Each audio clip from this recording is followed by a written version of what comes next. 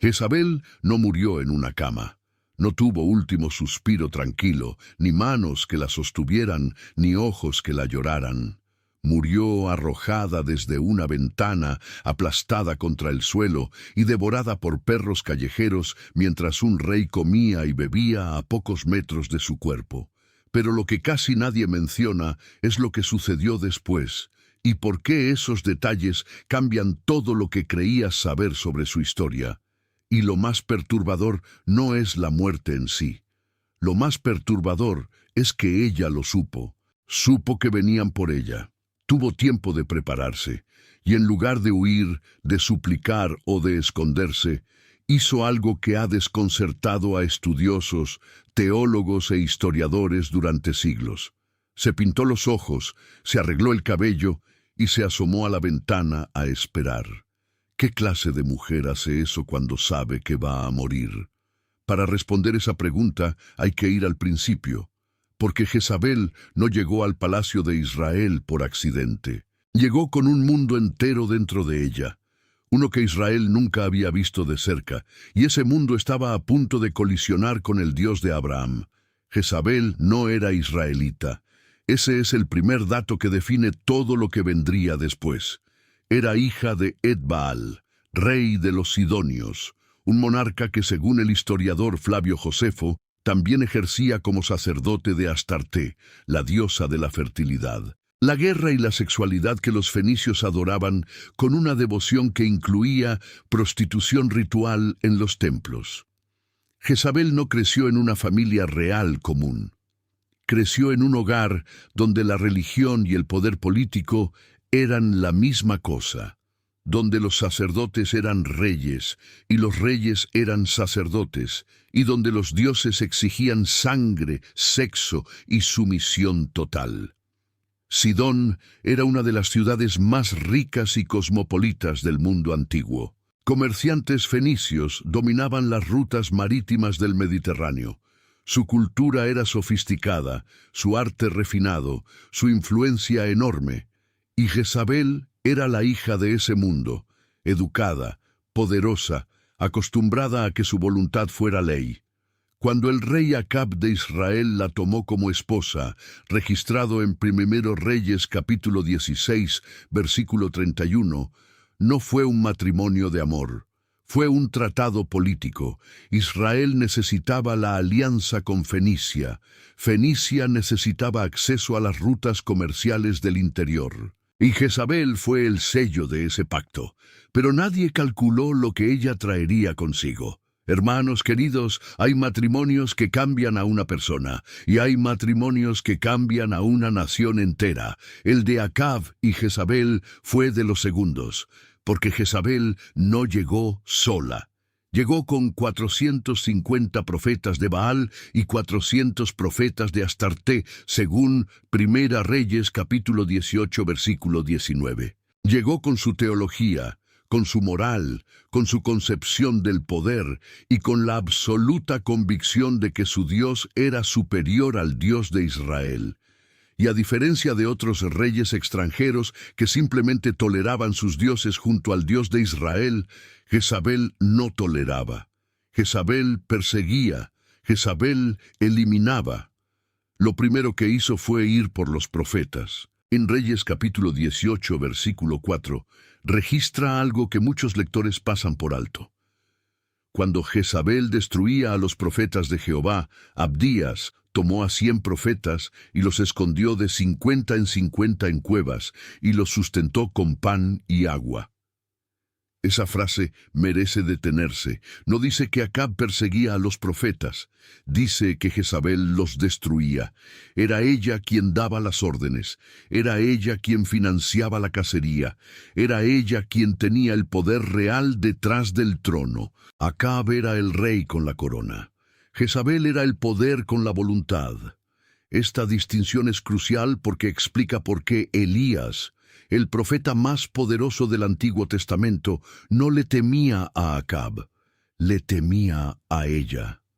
Después del triunfo absoluto en el Monte Carmelo, donde Elías desafió a los 450 profetas de Baal, llamó fuego del cielo y ejecutó a todos ellos, Fue una sola amenaza de Jezabel la que lo hizo huir al desierto.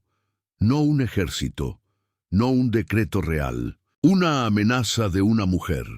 Primera Reyes, capítulo 19, versículo 2, registra sus palabras exactas. Así me hagan los dioses y aún me añadan, si mañana a estas horas yo no he puesto tu persona como la de uno de ellos. Un hombre que acababa de desafiar a un reino entero huyó despavorido de esa promesa. Eso dice algo sobre quién era realmente Jezabel. Hermanos amados, el miedo de Elías no era cobardía, era reconocimiento. Reconocía en Jezabel una clase de determinación que no tenía límites morales, ni religiosos, ni humanos. Era una mujer que había visto cómo se mataba por el poder desde que era niña, y que no dudaba en hacerlo ella misma. Pero fue el caso de Nabot donde vemos con más claridad la verdadera naturaleza de Jezabel. La historia está en 1 Reyes capítulo 21. Nabot el jezreelita tenía una viña que colindaba con el palacio de Acab. El rey la quería tanto que le ofreció a Nabot una viña mejor o dinero en efectivo. Nabot se negó. No por terquedad, sino por teología. La tierra en Israel era herencia sagrada, entregada por Dios a cada familia. Venderla no era solo un negocio, era una traición a los ancestros y una violación de la ley divina. Acab regresó a su palacio, se acostó en su cama, volvió su rostro hacia la pared y se negó a comer. Un rey adulto, en cama, sin comer, porque un hombre común le dijo que no. Cuando Jezabel lo encontró así y supo la razón, su respuesta fue instantánea y reveladora. 1 Reyes capítulo 21, versículo 7, registra sus palabras. ¿Eres tú ahora rey sobre Israel? Levántate y come y alégrate, yo te daré la viña de Nabot de Jezreel. No había pregunta en esa frase, no había duda, era una declaración de lo que ella haría. Y lo que hizo fue escribir cartas en nombre de Acab, sellarlas con su sello real, y enviarlas a los ancianos y nobles de la ciudad de Nabot, ordenándoles que proclamaran un ayuno, pusieran a Nabot en un lugar prominente, consiguieran 2 hombres perversos que lo acusaran de haber blasfemado contra Dios y contra el rey, y luego lo sacaran y lo apedrearan hasta morir. Y así lo hicieron. Todo así de rápido, todo así de frío. Nabot murió apedreado bajo una acusación falsa fabricada por la reina de Israel. Su tierra pasó a manos del rey, y Jezabel le dijo a Acab, «Levántate y toma la viña de Nabot de Jezreel, que no te la quiso dar por dinero, porque Nabot no vive, sino que ha muerto». 1 Reyes capítulo 21, versículo 15. Hermanos queridos, lo que hace este episodio tan perturbador no es solo el asesinato, es la maquinaria. Jezabel no mató con sus propias manos, usó el sistema, usó la ley, la religión, el ayuno, los testigos, el proceso legal. Pervirtió cada institución sagrada de Israel para asesinar a un hombre inocente. Eso es una forma de maldad mucho más sofisticada y mucho más peligrosa que la violencia simple. Y fue ahí, parado frente a la viña recién tomada, donde Acab se encontró con Elías por última vez. Porque Dios no dejó pasar lo de Nabot. 1 Reyes, capítulo 21, versículos 17 al 23, registran la sentencia divina sobre ambos. Sobre Acab, que los perros lamerían su sangre en el mismo lugar donde habían lamido la sangre de Nabot. Y sobre Jezabel, las palabras fueron distintas y específicas. De Jezabel también ha hablado Jehová, diciendo, los perros comerán a Jezabel en el muro de Jezreel. No una muerte genérica, no una derrota militar. Perros en el muro de Jezreel, con nombre, con lugar, con método. Dios pronunció esa sentencia años antes de que ocurriera. Y Jezabel, aunque no sabemos si conocía las palabras exactas de esa profecía, vivió el resto de su vida como reina en el palacio de Jezreel. Quizás lo sabía, quizás había escuchado las palabras de Elías, quizás esa era la razón de lo que haría al final. Pero antes de llegar al final, hay que entender lo que pasó en el medio, porque entre la profecía de Elías y la muerte de Jezabel pasaron aproximadamente 10 años, años en los que ella siguió siendo la figura más poderosa de Israel. Acab murió en batalla, en 1 Reyes capítulo 22. No fue una muerte gloriosa. Una flecha disparada al azar lo hirió entre las junturas de su armadura. Murió desangrado en su carro de guerra, y cuando lo llevaron a lavar el carro junto al estanque de Samaria, los perros lamieron su sangre. Primera parte de la profecía cumplida. Después de Acab, reinó su hijo Ocosías. Murió a los 2 años sin descendencia. Luego reinó Joram, otro hijo de Acab, y durante todo ese tiempo, Jezabel seguía en el palacio. Seguía siendo la reina madre. Seguía siendo el poder detrás de los tronos de sus hijos. Hasta que llegó Jehú. Jehú es uno de los personajes más violentos y fascinantes del Antiguo Testamento. Era general del ejército israelita cuando los profetas lo ungieron rey por orden de Dios con una misión explícita: destruir la casa de Acab y ejecutar la sentencia sobre Jezabel. Los Reyes, capítulo 9, versículos 6 al 10, registra las instrucciones que recibió. Y herirás la casa de Acab tu señor, para que yo vengue la sangre de mis siervos los profetas, y la sangre de todos los siervos de Jehová, de la mano de Jezabel. Y perecerá toda la casa de Acab, y a Jezabel la comerán los perros en el campo de Jezreel, y no habrá quien la sepulte. Jehú no perdió tiempo. Tomó su carro y partió hacia Jezreel a velocidad tan furiosa que los vigías de la ciudad lo reconocieron desde lejos solo por la forma en que conducía. 2 Reyes capítulo 9 versículo 20 dice que el atalaya reportó: «También éste ha llegado hasta ellos y no vuelve». El movimiento es como el movimiento de Jehú, hijo de Nimsi, el cual conduce furiosamente. Mató al rey Joram con una flecha que lo atravesó el corazón. Ordenó que arrojaran su cuerpo en la parcela de Nabot de Jezreel, cumpliendo otra capa de la profecía. Mató al rey Ocosías de Judá, que estaba de visita, y luego se dirigió directamente al palacio donde estaba Jezabel. Y aquí, hermanos amados, es donde la historia se vuelve verdaderamente extraña. Jezabel supo que Jehú venía. Los vigías lo habrían reportado. Los ruidos del palacio, la conmoción, la muerte de su hijo Joram, todo llegaría a sus oídos antes de que Jehú cruzara la puerta de la ciudad. Tenía tiempo. Podía haber huido. Podía haberse escondido. Podía haber buscado refugio en algún lugar de la ciudad. No hizo nada de eso. 2 Reyes capítulo 9 versículo 30 describe lo que hizo.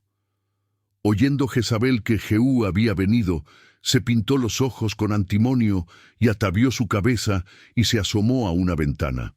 Esa sola frase ha generado siglos de interpretaciones. ¿Por qué pintarse los ojos? ¿Por qué arreglarse el cabello? ¿Por qué asomarse a esperar?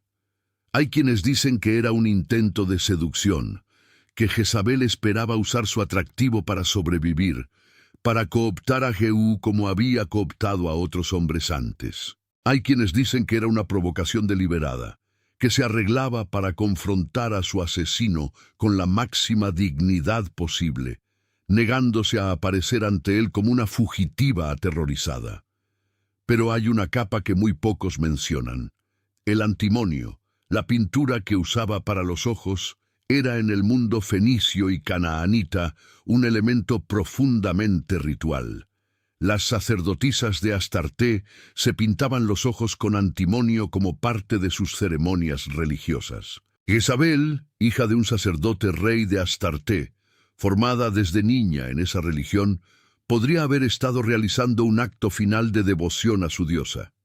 No seducción, no vanidad, un ritual, una declaración de quién era hasta el último momento de su vida.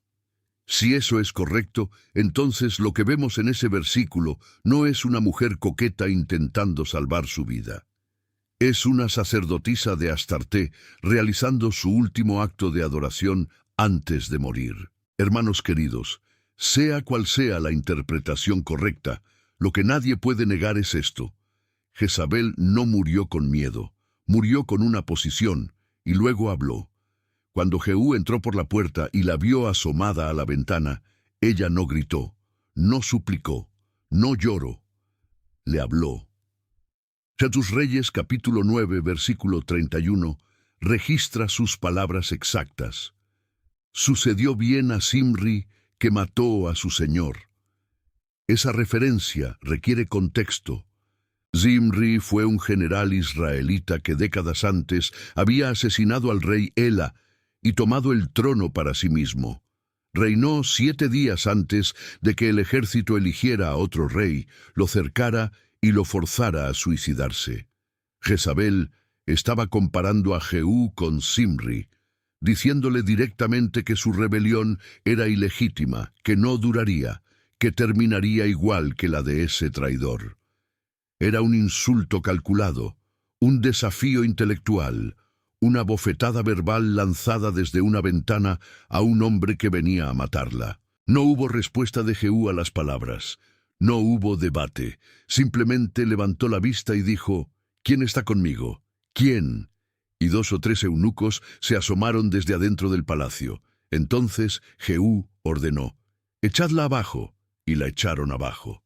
Segunda Reyes, capítulo 9, versículo 33, describe el momento sin suavizarlo. Y ellos la echaron, y parte de su sangre salpicó en la pared y en los caballos, y él la atropelló. La atropelló. Jehú pasó con su carro por encima del cuerpo de Jezabel. Luego entró al palacio, comió y bebió, y después dijo, «Atended ahora a esta maldita y sepultadla, pues es hija de rey». Versículo 34. Un gesto tardío de respeto por su linaje real, no por ella misma. Pero cuando los siervos fueron a sepultarla, no encontraron casi nada. Segunda Reyes capítulo 9, versículos 35 y 36, registran lo que hallaron. Pero cuando fueron para sepultarla, no hallaron de ella más que la calavera, y los pies, y las palmas de las manos. Los perros se habían adelantado.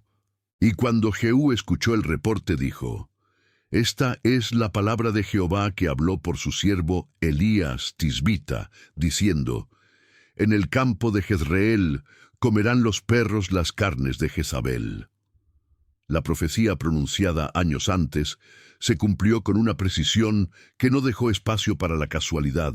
No en otro lugar, no de otra manera, en el campo de Jezreel, por perros, sin sepultura. Hermanos amados, ese detalle de la sepultura no es menor en el mundo antiguo. Para las culturas del antiguo Oriente Próximo, morir sin sepultura era la deshonra más absoluta que podía recaer sobre alguien. Era peor que una muerte violenta. Significaba que tu nombre no tendría lugar en la memoria, que tu espíritu no tendría descanso según sus creencias, que tu existencia no merecía ni el mínimo reconocimiento que se le daba a cualquier ser humano. Reyes, esclavos y criminales recibían sepultura. Jezabel no. Y hay algo más que muy pocos notan en este punto. El versículo 37 del mismo capítulo añade las últimas palabras de la profecía cumplida. Y el cuerpo de Jezabel será como estiércol sobre la faz de la tierra en el campo de Jezreel, y nadie podrá decir, esta es Jezabel.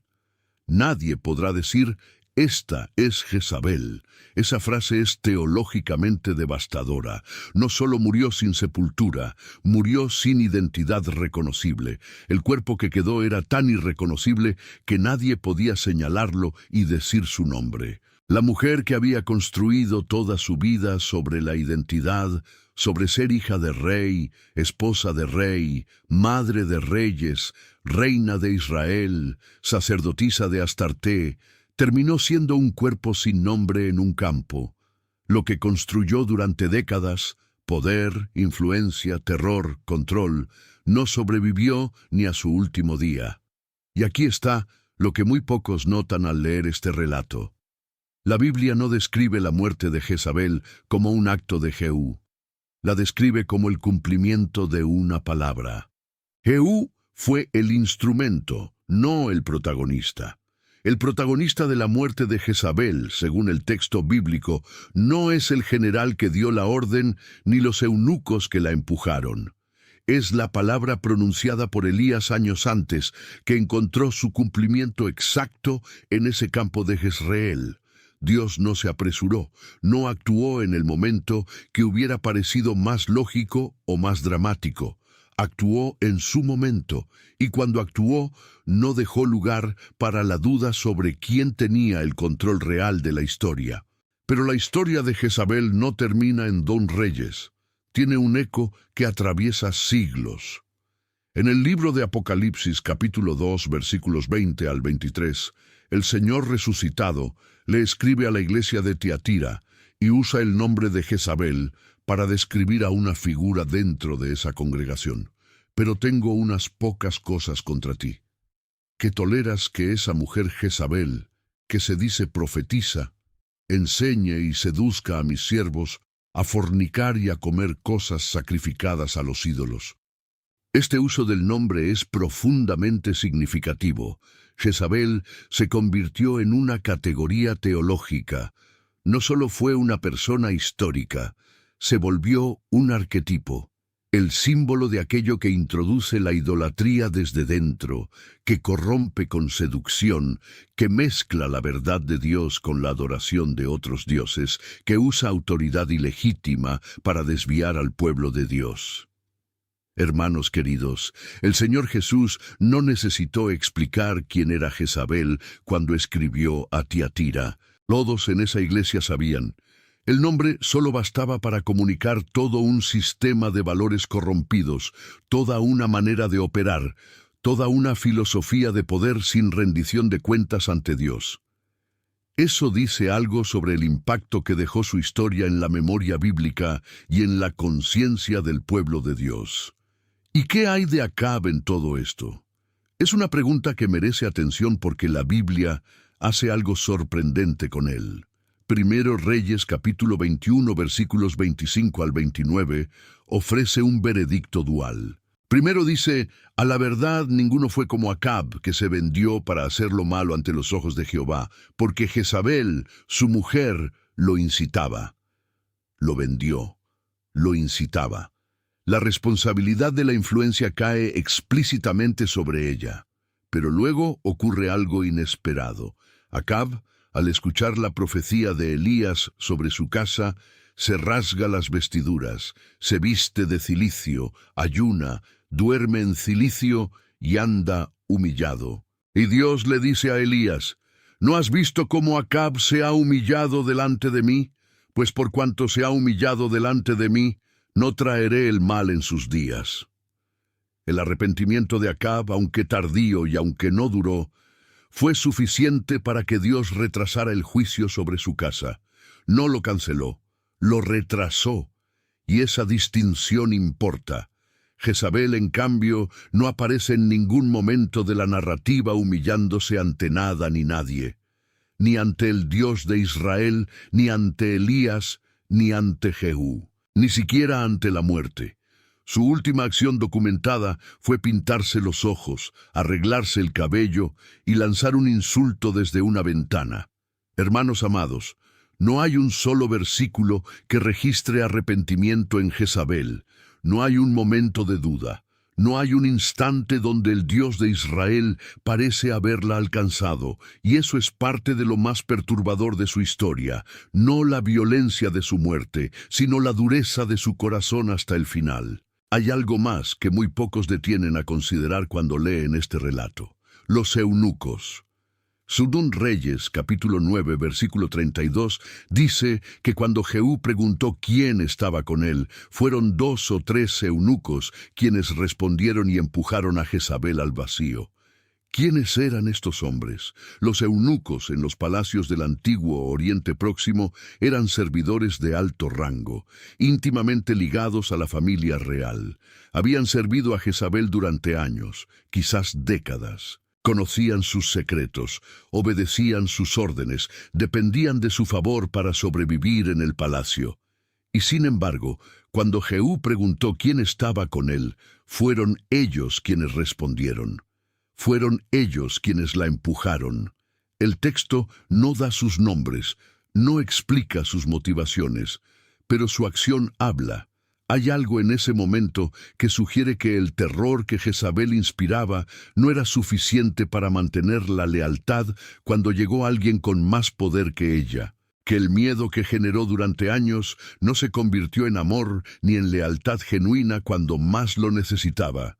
Jezabel construyó su poder sobre el miedo, y el miedo, hermanos queridos, es el material más frágil que existe para construir un legado.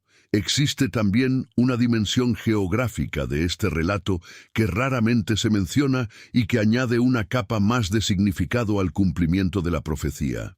Jezreel no era un lugar cualquiera en la historia de Israel. Era el lugar donde Nabot había tenido su viña. Era el lugar donde Acab tenía su palacio secundario. Era el lugar donde Nabot fue apedreado bajo la orden de Jezabel. Y era el lugar donde Dios había dicho que los perros comerían el cuerpo de Jezabel. La misma tierra donde ella ordenó un asesinato injusto fue la tierra que absorbió su sangre. La misma ciudad donde ejerció su poder con más crueldad fue la ciudad donde ese poder llegó a su fin absoluto. El escritor bíblico no señala explícitamente esta ironía geográfica. No necesita hacerlo, la deja ahí, en el texto, para que el lector atento la vea y comprenda. Dios no eligió al azar el lugar del juicio de Jezabel. Hermanos amados, hemos recorrido la historia completa de Jezabel, desde los palacios de Sidón hasta el campo de Jezreel. Y lo que emerge no es simplemente la historia de una mujer malvada que tuvo un final violento. Es algo más complejo y más profundo. Es la historia de un poder construido sin ningún reconocimiento de Dios, que duró lo que duró exactamente hasta que Dios decidió que era suficiente. Es la historia de una profecía pronunciada con nombre, lugar y método específicos, que se cumplió con una precisión que ningún cálculo humano puede explicar. Es la historia de una mujer que murió exactamente como había vivido, sin inclinarse ante nada ni nadie, y que por eso terminó sin nombre, sin identidad reconocible, sin sepultura, en el mismo campo donde había ejercido su terror. Y hay una lección que atraviesa toda esta narrativa y llega hasta nosotros hoy. El poder que no reconoce límites divinos no es poder real. Es préstamo temporal con fecha de vencimiento. Jezabel lo tuvo todo: linaje, trono, influencia, terror, profetas a su servicio, reyes bajo su dominio, y cuando Dios habló, todo eso no fue suficiente para protegerla ni un día más. El nombre de Jezabel sobrevivió, pero no como ella lo hubiera querido. Sobrevivió como advertencia, como categoría teológica, como símbolo de lo que ocurre cuando el poder humano desafía la palabra de Dios sin arrepentimiento y sin límite. Y eso, hermanos queridos, es algo que vale la pena recordar mucho después de que este video termine. Gracias por acompañarnos hasta aquí en este estudio sobre uno de los personajes más oscuros y más fascinantes del Antiguo Testamento. Si este contenido fue valioso para usted, pueden apoyar este ministerio simplemente dando me gusta y suscribiéndose al canal. Es completamente gratuito y nos ayuda a seguir produciendo estudios como este. Dios les bendiga.